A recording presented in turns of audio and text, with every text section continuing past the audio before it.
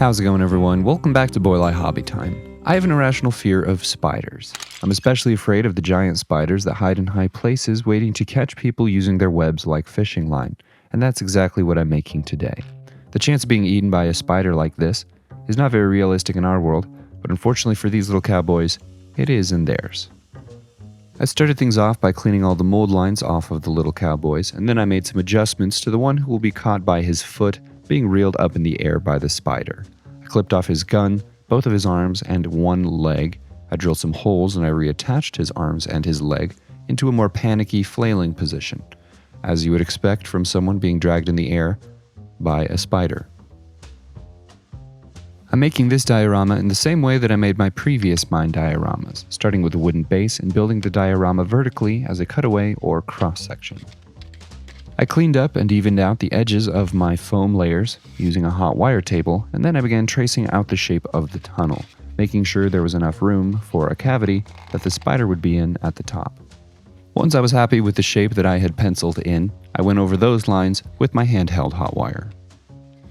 While cutting foam with a hot wire is quick and convenient, it does create some nasty fumes, so make sure to have proper ventilation and airflow before doing this.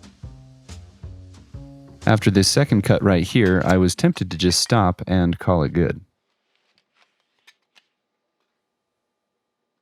Needless to say, I did not stop at that point, and once the front layer of foam was fully carved, I switched to a foam knife and I carved a scary hole that the spider likes to live in the second layer of foam. After carving the hole, I began texturing the walls with rock texture, but had to switch to a utility knife and my fingers because my foam knife died. It was a cheap foam knife and it was on its last legs, so I wasn't that surprised when it happened. Once I had successfully textured all of the walls, I glued the first 2 layers of foam together using some foam-safe superglue. To power the lights on this diorama, I'm using an electric tea light candle. I carved out a slot for the candle in the middle layer, and I glued the last layer in place, and then I carved the same shape out in that.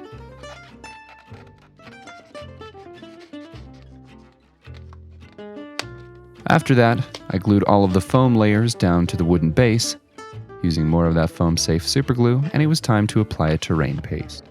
The paste is made from a mixture of plaster, Mod Podge, paint, and water. I made this one a little thinner than usual to be able to get it into all the rocky texture without removing any of the detail. Once that had been thoroughly mixed, I covered all of the tunnel walls with it.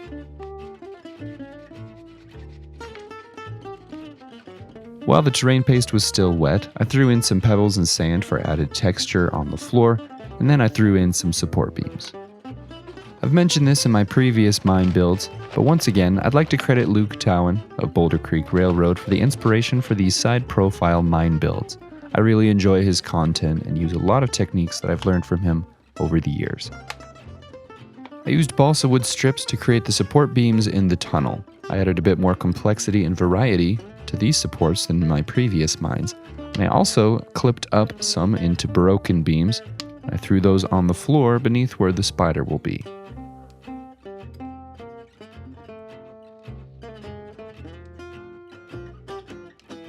After detailing the interior of the mine, I spread another layer of plaster paste on the outside of the foam.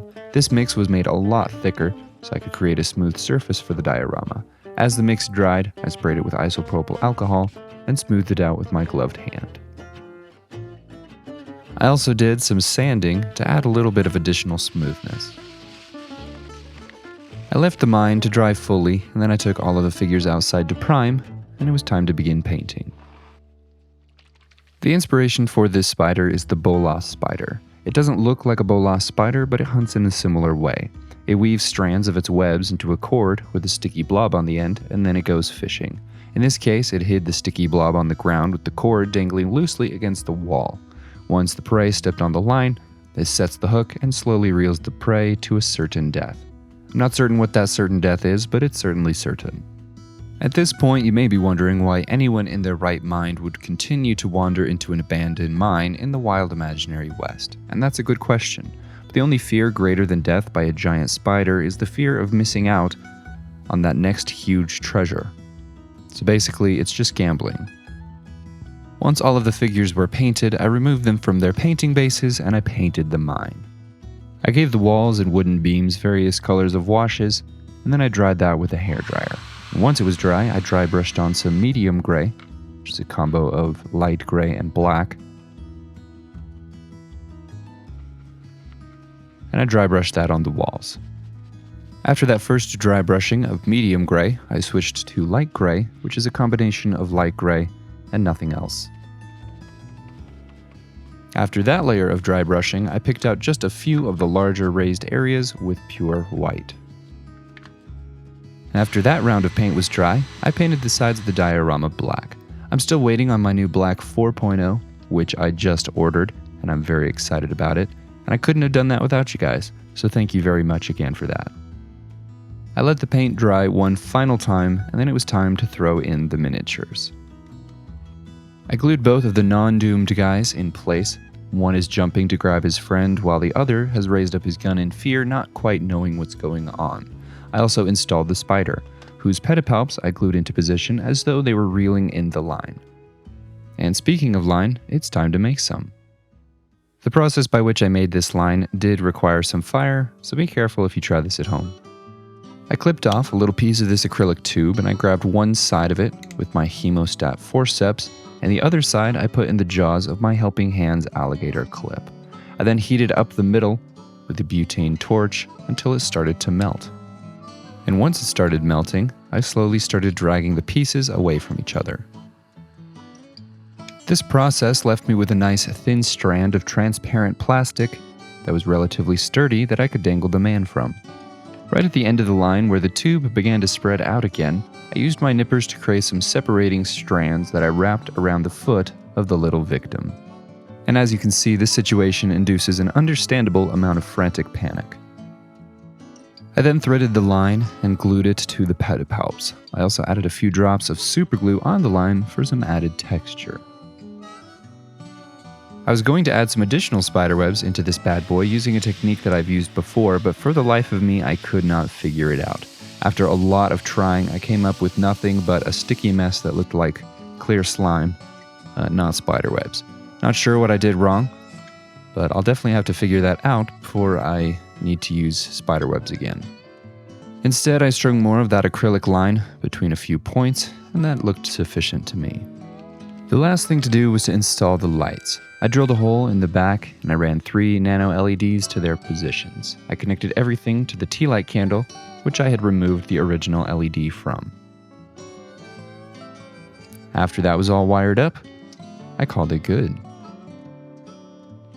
Before moving on to the glamour shots, here's a side-by-side comparison of normal black hobby paint and black 3.0. Once I get black 4.0, I'll be sure to do one more side-by-side comparison for everyone who's curious.